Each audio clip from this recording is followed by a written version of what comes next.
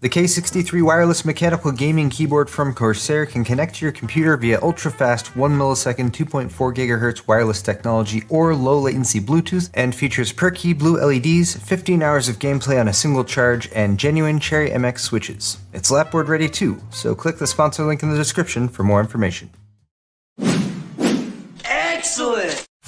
Hey guys, how's it going, and welcome to Paul's Hardware. This is my first how to build a computer video for 2018. It's 2018, and if you want to build a computer to play some video games or just to build your own computer because it's a lot of fun, you've come to the right place. This is a beginner's guide, so I'm going to be walking you through everything step by step, starting with actually choosing the parts to put into your new computer.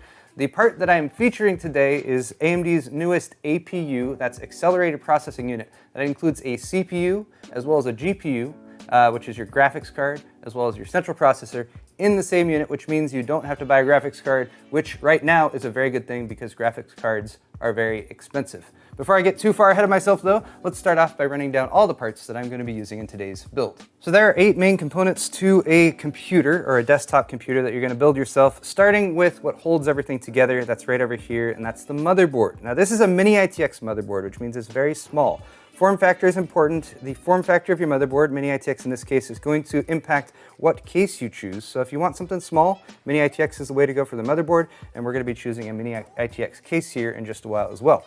You want to make sure that the sockets at the center here is compatible with your processor. So the socket we're using today is AMD's AM4 socket, and that is of course compatible with our AMD Ryzen 3 2200G APU, so it's going to slot in right there. You've also got some other slots in here for memory, for example, over on this side, as well as places to plug in power, as well as some connectors for storage, and we'll get into that as we actually start to build. Next up is our processor. So this here is our 2200G from AMD, and again, this is both a quad-core CPU as well as a graphics card, not a graphics card, but your graphics capabilities are integrated into that as well. This is a PGA or pin grid array processor, so there's a bunch of little pins on the bottom, and that's what slots into the socket on the motherboard, and they're very delicate, so they can be slightly bent. You want to try not to touch them with your fingers if you can. If you do bend them, don't worry, they can be bent back into place, but it's best just to be really careful with that so you don't end up actually bending them. Now your processor is going to warm up when it actually is in use, so it's going to want to be able to stay cool. For that, you're going to need a CPU cooler. AMD includes a CPU cooler. This is called the Wraith Stealth in the box. So you can use this, and that's what we're going to be using today to keep the price down, because $99 for the 2200G plus a cooler, hey, that's a pretty good deal. And you get a graphics card in there as well. Now you're also going to need some storage for your system, and we have a couple different options for that here. These are both SSDs or solid state drives. You can also use a mechanical drive, although mechanical drives are a bit slower. I typically only recommend those for mass storage right now. These are smaller, so here is going to be your budget-friendly option. This is a 240 gig SSD, and this is typically what I recommend for anyone who's building a new system. 240 gigs will give you enough space for your operating system, as well as some apps and games, and it's going to be nice and fast to keep your system very responsive. Might not be the same drive I have listed down in the video's description today, so just check down there. I'll have a solid 240 gig-ish drive that you can buy that will get the job done for you. Now, if you want to upgrade and get yourself a lot faster storage, this is not necessary by any stretch for today, but the next generation of SSDs are going to look kind of like this. Kind of like a stick of gum, but this is an M.2 drive, which refers to the actual connector here. And the cool thing about that is it can actually mount directly to your motherboard. So this motherboard has an M.2 slot on the bottom. It is also an NVMe connection, so you want to double check and make sure that your motherboard has NVMe support. This would allow us to just connect that right there, give us some really fast storage, and of course I would need to cinch it down with the little screw right there. But these are, of course, much more expensive. So if you're just trying to get yourself up and running, you're not going to suffer too much, or in fact at all really, when it comes to practical performance by going with a more normal SATA SSD like this one, but just wanted to point out that M.2 drives are an option as well. Next up is going to be memory, and the memory that we're using today was specifically chosen so it can be compatible with our APU and our motherboard. So my recommendation for memory is, first off, brace yourself, because memory prices, just like GPU prices, are very high right now. It might be expensive for you to get your memory, but double check this compatibility support list from your motherboard manufacturer, and then choose memory that's 2933 as far as the speed goes, or faster. This is 3200 speed, but since your graphics is going to be using this memory as well, you want to make sure you have at least decent speed there. 2933 is kind of my starting off points. And as always, you can double check your motherboard's compatibility list for memory to make sure that whatever you get is going to slot into the motherboard and just work, and you won't have to mess around with a bunch of settings or that kind of thing. So that's 4 of our main components: motherboard, CPU, storage, memory. The remaining 3 are graphics card, case, and power supply. So for graphics card, I have one right here. It is a Vega 56, and let me just tell you guys that graphics card prices are really expensive right now. But that is why we're not gonna be using one in today's build, and that is one of the advantages that you get with an APU. Now, you're not gonna get the same amount of graphics card performance out of the APU as you would with a discrete graphics card, but the nice thing is you can use this system for now and then wait. And once graphics card prices hopefully come down, you've got a PCI Express by 16 slot down here at the bottom. You can buy a graphics card, slot it into this motherboard, and that is what we call an upgrade path. Now, the last 2 components are power supply and case, and I saved them for last. One, because they tend to have a little bit less of an impact on the actual performance of your system. So any reasonable power supply is going to be 80 plus bronze rated or better, and there's lots of options out there. I believe the one we're going to be using today is an EVGA. This is an older one, so I'm just using that for an example. And then the last thing we're missing is a case. So like I already mentioned, Mini ITX is the form factor of our motherboard. We want a Mini ITX case to go along with that. And a case is where you can really kind of make your choice when it comes to aesthetics, because cases often are an aesthetic choice. People choose cases that they think look pretty if they're going to have their computer up on their desk or something like that. It should also be functional enough, so it should have airflow. And I think for today, I'm going to do things a little bit differently. We're going to take a quick field trip over to Fry's, and I'm going to see what Mini ITX cases they have there, and I'll pick one that I think looks good. Case in point, we decided to quickly stop and check the graphics card supply here at Fry's, and it looks like they're pretty much sold out. The 1080 Ti's would be down there for about $1,000. Here's where they're selling GTX 1060s for $400. And down here we have a few GT 730s and a GT 1030 that are in stock. So if you're looking for a mid-range or high-end graphics card, they're really nowhere to be found right now, which is why an APU is actually a pretty good choice. Hopefully, prices will drop at some point in the future. And then if you're building the system that I'm talking about today, you can buy a reasonably priced graphics card if they ever come back in stock, and then drop it into the system we're putting together. Let's check out cases though.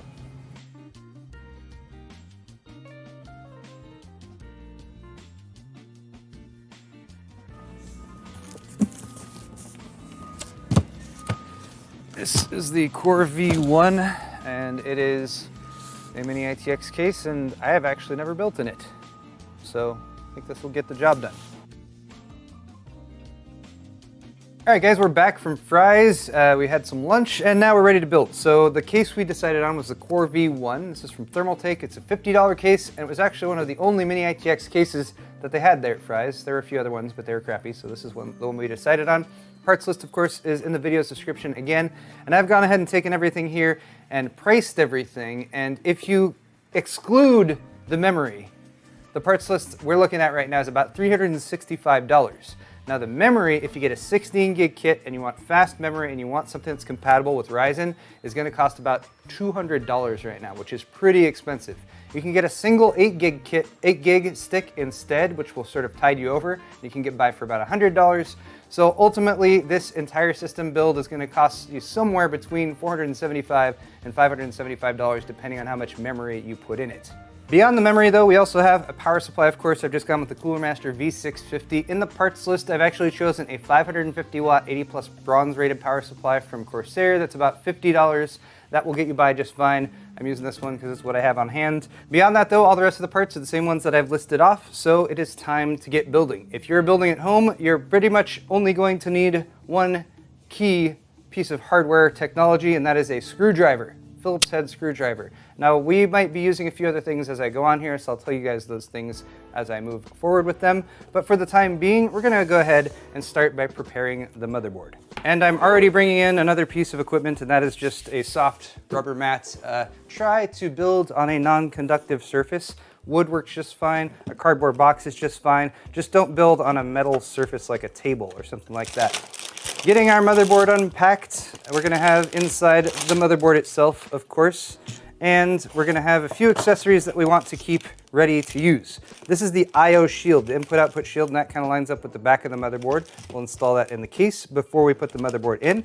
We're gonna need a single serial ATA cable, and that is to connect up our SSD. And then we're also going to need the Wi-Fi adapter. Since this motherboard includes Wi-Fi, this is the antenna, and that's just so once we actually get the system up and running, we can connect that up. In order to connect it to Wi-Fi, download Windows and Windows updates and all that good stuff. Next, we'll unbox our processor. I've already used this one, which is why the seal is broken, but I repacked it to give you guys the exact same experience. Inside we have our processor itself and our heatsink fan. This is the Wraith Spire heatsink fan, and apart from the heatsink fan itself, you're going to definitely need to have some thermal paste. Now, if you're buying this brand new, you'll have some thermal paste pre-applied on the bottom of the Wraith Spire cooler, so that's what we're going to use today. It's already pre-applied, so you don't have to worry about it. Just don't touch it before you install the processor and get the heatsink fan installed as well. Next up, our CPU, and that comes in a little clamshell. Keeps it protected. Until you're ready to install this, probably keep it in here. And again, bear in mind there are a bunch of pins on the bottom of the CPU, and those are fairly delicate, so you don't want to bend those or anything like that. The CPU itself can be handled by the edges, most ideally. You want to minimize contact with the top here, as well as the pins on the bottom, and that's simply to keep oils from your fingers to getting all over it and that kind of thing. But all we're going to really be paying attention to is the orientation of the pins, of course, and then you're going to look at the corner. And on one corner here, you actually have a tiny little golden triangle. That golden triangle is very important. So keep an eye where that golden triangle is, and then take a look at your AM4 socket down here on the motherboard itself. You're going to have a little lever arm on the side, so just pull that out ever so slightly and lift it up. That will open the socket, and it's ready for the CPU now. Take the gold triangle of the CPU, line it up with a triangle that's sort of in the edge of the socket. So with the two corners lined up so they're in the same corner, just set the CPU straight down on top of the socket and it'll drop down into place. This is what is known as a zero insertion force socket, which means you don't need to press down on that at all. If it doesn't drop in for you like mine did, just lift it up, flip it over, and take a gander at the pins on the underneath. You can look at them from the edge, just to make sure they're all straight. If they're not straight, I'll link a video where I go over some basic tips on actually correcting that and straightening out some motherboard pins. But it should just drop in like that, and if it does, go ahead and lower that little lever arm. That will hold it in place. It's not 100% secure, but it's secure enough for now for us to move on to the next step, which is to get the actual heatsink fan ready to mount. Okay, I've added yet another little piece of hardware here, and that is just a electric screwdriver. I'm just cheating a little bit. This mount for the AM4 socket will actually come with 4 screws and a couple little plastic retention brackets. And these are actually made for the older style of heatsink fans that AMD used to make. And even though they don't make that style anymore, they still have left that on there. Those actually screw into a backplate piece. So if I lift the motherboard up, you can see that backplate. And that backplate is what we're going to install the heatsink fan to. So that should stay in place, but bear in mind there's nothing holding it there right now, so you might have to kind of position it there as you mount the heatsink fan. If you lay everything flat, it should line up just as we're looking at right now. So to mount our heatsink fan, again, pretty much just going to line up the screws with where they go there. And bear in mind you've got a little cable coming off the side of this, and that is to plug in the fan. So you should kind of reality check here as well and make sure where you're going to plug that in. It should be labeled as CPU fan header. On this particular motherboard, it's located right over here, a little gray plug. So just bear in mind you're going to need to route the cable over to that and make sure you have enough cable length in order to do that. So I've just set the heatsink fan on top, 4 screws have lined up. I'm going to start by just giving a couple turns to each screw to get it threaded onto that back plate behind the motherboard. You don't want to tighten one corner down before you start the other screws. That'll make it harder to get the other screws started in the threading on the back plate, and it will also potentially put disproportionate force on one corner of the CPU, which isn't a huge deal, but something you should watch out for.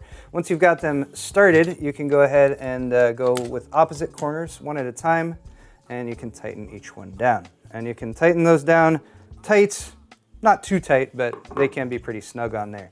Beyond that, we just got our cable hanging off there, and I'm just going to route that around and plug it in to the CPU fan header. And the other thing we can do right now, while we've got the motherboard out and easily accessible, is install our system memory. This is G.Skill Flare X memory, which is specifically made for Ryzen. Ryzen processors can occasionally be finicky with what memory you connect up to it. Most memory is compatible, but running at higher frequencies can be more challenging. So G.Skill specifically made this memory to be compatible with this platform. All you need to do to install the memory, though, as I've been talking and not explaining what I'm doing, is make sure that you have this central notch here lined up with the central notch on the memory slot. It is slightly offset, so they only go in one way. So just double check that to make sure that it is lining up properly. Each edge will fit into the slot on either side, and it'll kind of sit like that, and then you just need to push firmly down on both sides, and it'll kind of snap into place. It gives a very satisfying snap, and these little catches on the side will pop up and hold it in. So our motherboard is pretty much good to go. We're going to set this aside and start working on the case.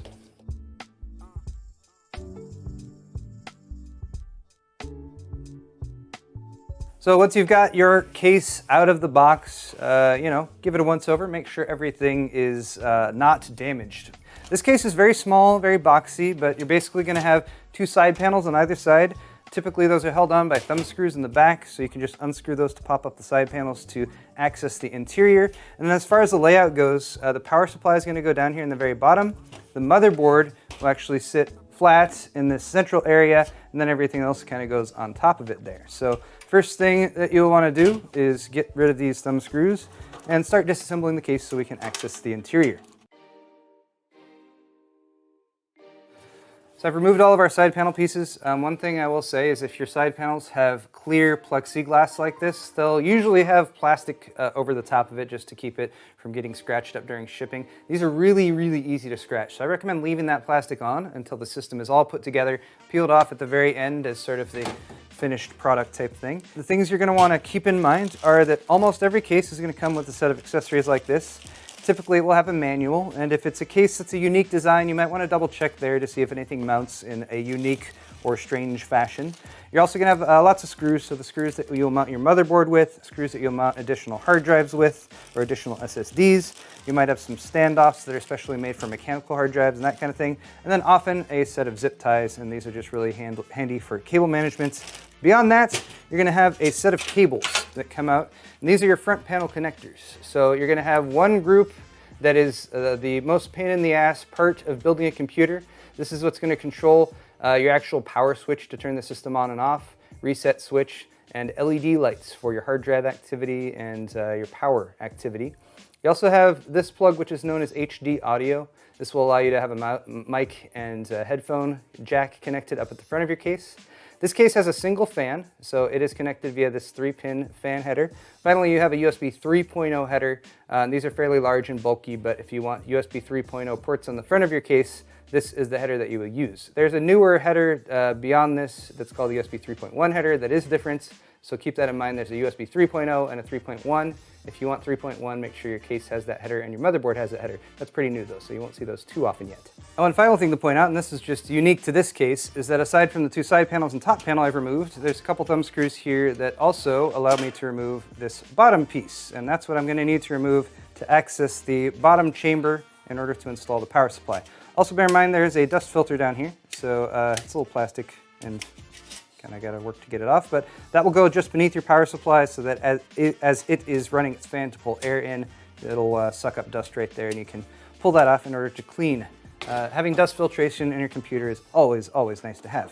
So the power supply supplies power, and we're going to need to install this. I like to get this installed first because this usually has the bulk of the cables. And this is a fully modular power supply, so all the cables that plug into the computer are actually going to go into these plugs right here, and all of those cables are included in the packaging, and they're all separate. So the cables that we're going to need for this build is a couple for the motherboard. So we're going to need a 24-pin main power connector for the motherboard. That's that one right there. And there's the corresponding plug on the motherboard. Bear in mind there's a catch on one side of the plug, and there's a little catch on one side of the plug on the motherboard too, so it will actually stay connected when you plug it in, like so. Ta-da. Hey, that went in pretty easy. And then there's one other power plug on the motherboard. This is what is known as EPS power, supplemental CPU power. On this particular board, it's tucked away, kind of in not the most convenient position, but it's right up there. And this will sometimes be a 4-pin plug, and sometimes it'll be an 8-pin plug, depending on how much power you have going to the processor. So on the power supply side, you might have a split plug like this, an 8 and an 8, but they just fit in here side by side and plug in like that. Now for the record, I'm plugging this stuff in outside of the case just to demonstrate it right here. I'm actually going to unplug these when I install the power supply right now. Now aside from your main 24 pin, which is going to connect up right there, and your supplemental CPU power, which is going to connect up right there, you might also have what is known as PCI Express graphics, 8-pin or 6-pin PCI Express graphics. Those will also connect up to these same 8-pin plugs right here that the CPU plug connects to. Just bear in mind that the other side of the plug is different. So these are typically labeled PCI Express graphics. They're usually a 6-pin plug and then have an optional 2 pins on the other end that you can detach depending on the configuration of your graphics card. Since these are for graphics cards and we do not have a graphics card in this build, we do not need this cable, so we're not going to use it. But I just wanted to point it out to you guys in case you are installing a graphics card in your system. Beyond that, we have peripheral cables, hard drive SATA cables. There's 4 of those connectors on this power supply. Again, bear in mind this is modular, so the plugs on the power supply side might not look the same depending on the power supply that you're using. But the other sides, the sides that plug into the motherboard and your drives, should always look the same. So these are SATA power plugs. Those will correspond with the SATA power plug on your SSD or your hard drive. And they do have a slight little L shape to them, so make sure that you plug them in the right way. And with that L shape, it's pretty impossible to plug them in wrong. But bear in mind that the plugs are a little delicate, so make sure that you reality check that you're plugging it in the correct way. Beyond that, next to there, you have a data connector, and that's where your SATA cable will go. Since we're already showing this, I might as well also show the SATA cable. There it is right there. One end connects up to your hard drive or SSD, like that. And then the other end of that SATA cable would plug into your motherboard. Finally, the last peripheral connector you might spot is this little 4-pin guy. This is typically referred to as a Molex plug, and these are a little bit older, so you might not encounter them, but you will see them sometimes for case fan connection, connecting up a pump for an all-in-one liquid cooler or something like that.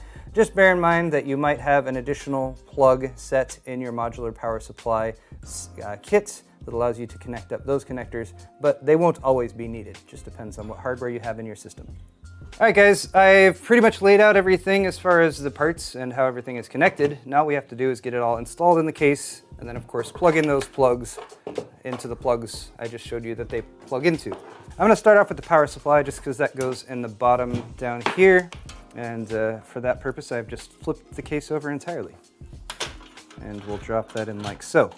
You can put your fan on your power supply facing down or facing up. I usually try to face it to where there's a dust filter. Since there's a dust filter right there, that's the way I'm going to face this.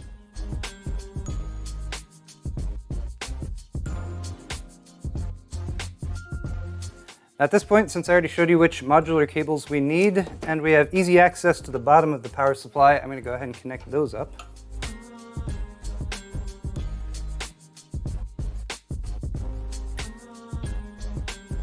And now a move that I will probably come to regret, which is to reinstall this bottom piece. I probably won't need to access it down there again, but you know, if things get tight, I can always pull this back off. Now I've routed all these cables up here, kind of up. They're not where they need to be, but they're up here, so I can see what's what. And then at the bottom here is kind of where your motherboard will go, and there are 4 mounting points for this. 1, 2, 3, and 4. Bear in mind, since this is a mini ATX build, it's very small. If you're using a larger, like a micro ATX or a full-size ATX case, you might have 5, 6, 7, 8, or 9 standoff points. But make sure you have standoffs or the raised mounting points there. You do not want to mount the motherboard directly to the case. Forgetting standoffs is something, I don't know how common it is, but it's definitely something you want to avoid because it can damage your hardware if it's not done properly. Remember the I/O shield? That lines up with the inputs and outputs on the back of the motherboard, so just like that, but it's got to go in the case. And for the case, make sure you have this little knockout part right here. If we line that up and apply pressure from the inside, it should pop into place. Depending on the quality of your I/O shield, sometimes this can be challenging, especially if the metal is flexing or that kind of thing. Use the butt of a screwdriver from the inside to push it into place if you have any trouble. Now that that is installed, we shall take our pre-prepared motherboard with the CPU and heatsink fan and memory already installed, take that I/O and line it up with the I/O shield that you just also installed, and then your 4 mounting points should line up with the 4 holes in your mini ITX motherboard. If you're looking at the screws that came with your case, you might notice that some have this kind of finer thread like on the right here, and some have the kind of rougher thread like on the left here. The standoffs for your motherboard may be either one, so it's good to reality check beforehand. I actually got it right on the first try. It was the rough thread. UNC 632. Okay, one more piece of hardware to put in the case, and then we just gotta plug everything in. This is a 2.5-inch drive. So most SSDs are going to be 2.5-inch drives like this one, unless you get an M.2 like I showed you guys at the beginning. And then you might have larger drives, 3.5-inch drives. Here's an example of one of those. These are much bigger, and they're usually mechanical drives, and they spin and they make noise and stuff like that. If you have one of those, it will be able to slot into a 3.5-inch drive mount. And this case happens to have two of those. These are held on by a little thumb screw. So with a touch of finagling, I was able to remove that tray, and this tray would be able to support a 3.5-inch drive like that one. And then sometimes the drives will mount through the sides. And if you're using a spinning drive like this one, you'd probably want to make use of these little rubber grommets here. Then screw the drive in through that. That will provide a little bit of dampening for the noise that a spinning mechanical hard drive might make. Or if you don't want to worry about your system making any noise with spinning mechanical hard drives, just go with all SSDs. Typically an SSD can mount to that same tray. It's also got mounts through the bottom, so we're gonna do that. I mentioned the fine thread and the thick thread. This is where that fine threaded screw is gonna go. This is an M3. Took me a sec, but it got there. So there's our last piece of hardware that needed to be mounted, now mounted.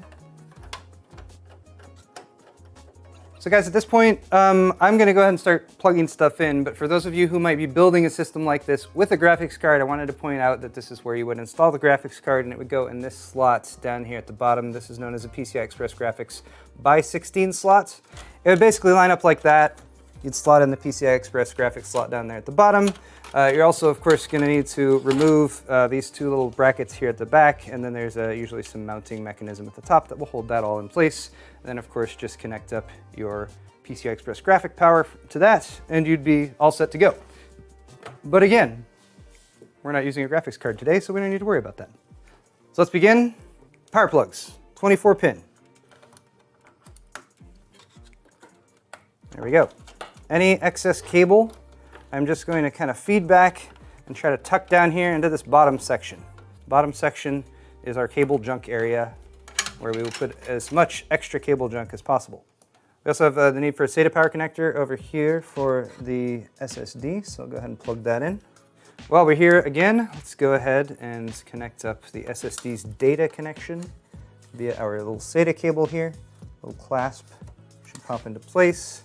So we now have power and data going to the SSD. Power is connected to the power supply. Data cable from the SSD here to the plug on the motherboard that is directly behind it. We also have that awkwardly placed 8-pin supplemental CPU power. Next is our HD audio cable. This plugs in right up here, kind of near where that CPU power connector was. All of these connectors on the motherboard are all labeled on the motherboard itself. But the motherboard manual is actually a really, really good resource to go to if you're not positive where the actual plugs might plug into. Other than that, we just have the USB 3 and this extra fan plug for our front intake fan. So I mentioned how much I hate front panel connectors. They're always really annoying. These are, if you can see, they're kind of color-coded right there. The 9 or so pins that I'm sort of trying to point towards. Oh, that's really challenging. Anyway, they're all right there, they're all labeled, and I'm going to attempt to plug them in. Making this even more difficult is the fact that some of them are labeled plus or minus, positive or negative. The LEDs, power LED and hard drive LED, are the only pins you need to worry about that plus minus on. Everything else doesn't matter if it's plugged in one way or the other. All right, those front panel connectors sure were annoying, but as you maybe can see, most of the cables going over to plug into the motherboard are kind of in this area right here. Beyond that, you will probably notice kind of a rat's nest of cables that's just down here in the front, up in front of the power supply. That's not a big deal because most of the air is coming in from the front of the case, and it's going to be flowing up here and over most of your components that you're worried about. Beyond that, I can go ahead and start putting the panels back on. So here's the top panel. Now if you're a superstitious person, then you should not put this final side panel back on. Leave at least one side panel off until you've started the system up. Make sure it's up and running. And now, as far as I can tell, this computer is all put together. So I'm going to flip the switch on the power supply in the back, and then I will test the power switch right up here in the front. Fans spin up. I've got an LED that's lit up on the side right here as well. And if you happen to have any LEDs that are part of your motherboard, for example, like my AB350N Wi-Fi motherboard from Gigabyte has some red LEDs on it, you should see those light up as well. Fan spinning though, that's always a good thing. And that's pretty much all there is to it when it comes to assembling a computer like this. I will say, there's one last part I want to do right here. I am now allowed to do this.